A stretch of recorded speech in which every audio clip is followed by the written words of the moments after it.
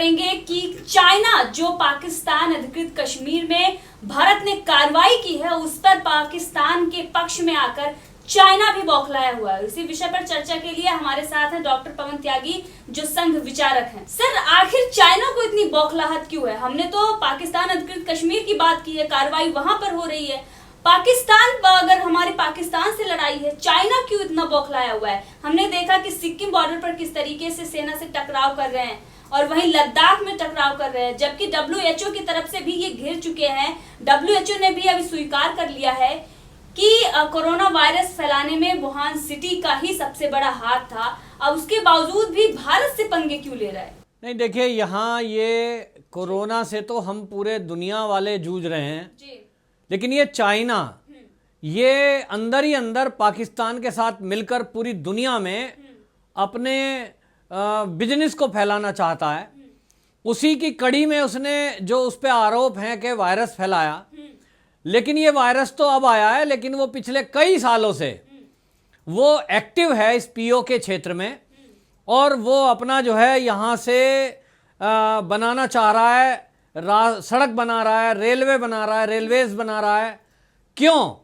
क्योंकि ये जो POK है ये एक ऐसा क्षेत्र है कि यहाँ से आप एशिया के कई हिस्सों में रेल मार्ग से या तो सड़क मार्ग से सरलता से जा सकते हैं। ये बहुत सामरिक महत्व की जगह है और दुर्भाग्य की बात यह है कि ये जो सामरिक महत्व का सबसे ज़्यादा जरूरी क्षेत्र है ये हमारे देश का हिस्सा होते हुए भी पिछली सरकारों ने किसी ने भी इस तरफ कोई चर्चा करने की कोशिश ही नहीं करी।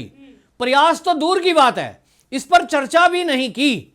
और यही जो लद्दाख का क्षेत्र है वो लद्दाख का क्षेत्र 62 के युद्ध में हमारी सेना ने समझौते के तहत गंवाया, लेकिन जब जवाहरलाल नेहरू से यह बात बोली गई कि वो 64,000 वर्ग किलोमीटर का जो एरिया है वो कब्जाया हुआ है चाइना ने, और आप ऐसे में हिंदी चीनी भाई भाई की बातें कर रहे हो, वहां राजदूत भेज रहे हो, और ऐसे धूर्त व्यक्ति से क्यों बात की जाए, ऐसे धूर्त देश से उससे संबंध क्यों बनाए जाएं? तो उनका एक स्टेटमेंट था उस समय, कहते हैं भाई वो जो कब्जा किया हुआ है उसके ऊपर लड़ाई क्या करनी, वहां कुछ पैदावार थोड़ी होती है। तो इससे बहुत सारे देशवासी और देश की सेना नाराज हुए थे कि वो हमारे देश का हिस्सा है, वहां कोई पैदावार हो या ना हो इससे क्या मतलब है, और वो हमारे देश का अभिन्न अंग है। तो हमारे देश की अगर 1 इंच भूमि भी किसी दुश्मन देश ने कब्जाई है तो उसको छुड़ाना हमारे देश के सरकार और सेना का कर्तव्य बनता है। लेकिन हमारी सरकारों की मानसिकता और उनकी नेग्लिजेंसी के चलते ये देश कभी भी इस तरह से सोच ही नहीं पाया कि जो हमारा कब्जा किया हुआ क्षेत्र है उसको हम वापस लें। लेकिन आपको बताऊं कि ये चाइना की जो चाल है कि वो पाकिस्तान के जरिए इस POK में सड़क मार्ग या रेल मार्ग बनाकर और वो कब्जा करने की जो कोशिश कर रहा है पूरे एशिया क्षेत्र पर, आपको बताऊं कितना महत्वपूर्ण है ये। तो हमें अब जब हम खोजते हैं कि भारत में मोदी सरकार जब आई है, इन्होंने इसको अपना VIP मुद्दा क्यों बनाया है? आज आप देखिए बहुत सारे लोग अभी भी अज्ञानतावश ऐसा सवाल करते हैं कि जब कोरोना में पूरा महामारी फैली है देश में, तो इस समय मोदी जी को ये क्या सूझ गया है POK का मुद्दा। विपक्ष तो ये कहता है कांग्रेसियों को अकल तो है नहीं, इनके करना धरने को हम अभी तक झेल रहे हैं। अभी इनके नेता कह रहे हैं, और राहुल गांधी पे मुझे तरस आता है, वो कैसी बातें करते हैं कि इस कोरोना के टाइम में वो कहते हैं साहब ध्यान भटकाने के लिए। अभी वो कह रहे हैं जी वो ऐसा करो जो प्रधानमंत्री केयर फंड है उसका हिसाब किताब दो।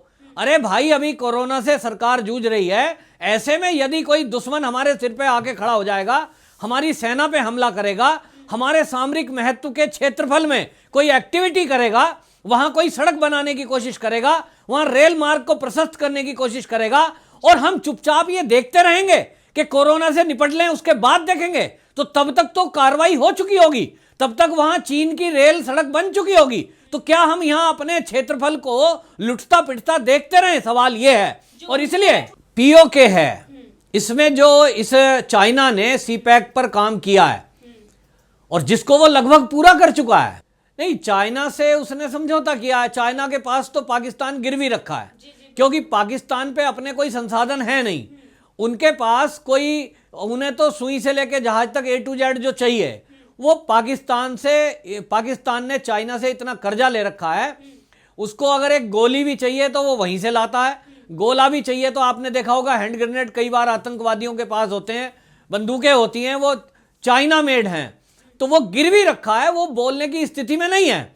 दूसरी तरफ चाइना जो है वो इसका फायदा उठा रहा है, और उसने पूरा जो ये काम किया, तो उसने ये तैयारी की, आप देखिए इस क्षेत्र को कि यहां पीओके से हमारा जो भारत है, जो पहला भारत है, उस भारत के इतिहास में लिखा है कि शक, हूण और ये जो मुगल, कुषाण, ये जो यहां आक्रमणकारी आए हैं, ये इसी क्षेत्र से आए हैं, क्योंकि ये जो क्षेत्र है, यहां से जो मार्ग है, जमीनी मार्ग है, वो दुनिया के कई हिस्से से जुड़ता है।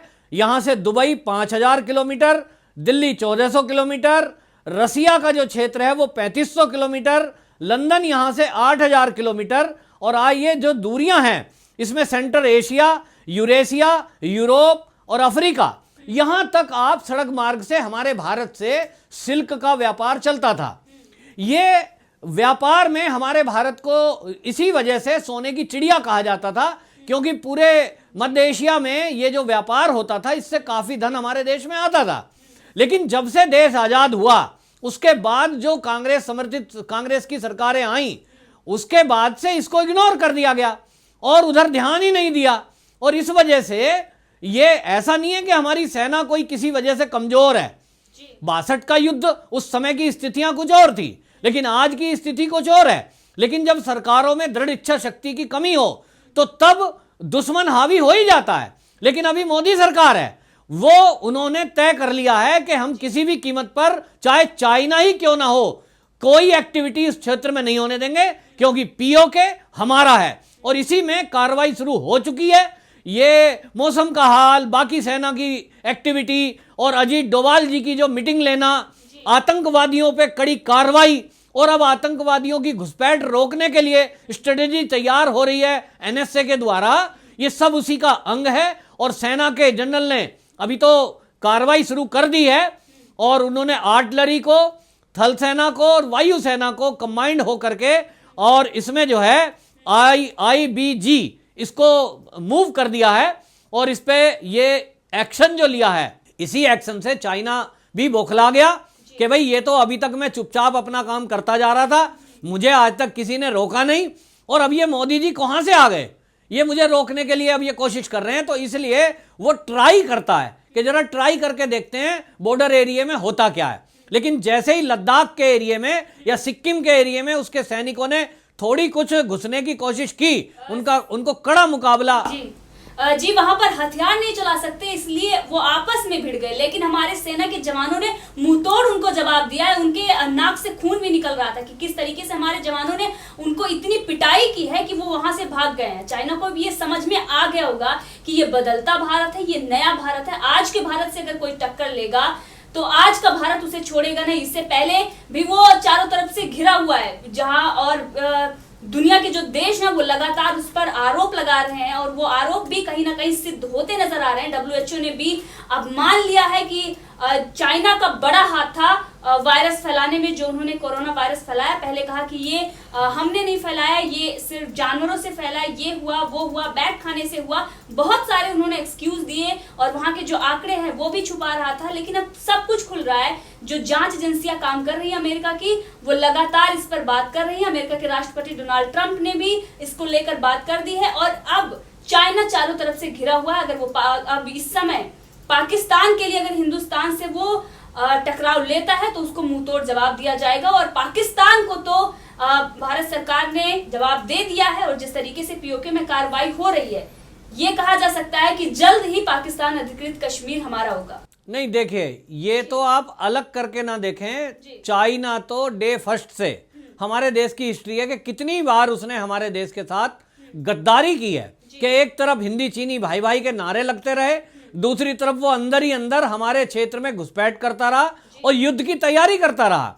यहां नेहरू जैसे प्रधानमंत्री हुए, स्वर्गीय नेहरू के समय में, वो धोखे में रहे या जानबूझ के उन्होंने इग्नोर किया, जिसका खामियाजा आज हमें भुगतना पड़ रहा है। और जैसा कि आपने कहा कि अभी जो मोदी सरकार है, ये इनका असल में ये काम तो कब का हो जाना चाहिए था, और अब ये इसको अलग करके नहीं देखना। पाकिस्तान और चाइना ये एक ही हैं। वे पाकिस्तान तो चाइना का केवल मोहरा है, असली खेल तो चाइना कर रहा है पूरे मध्य एशिया पे छाने के लिए, और इस पूरे क्षेत्र में नहीं तो भारत को भी भारी दुश्मन ये एक खतरा है।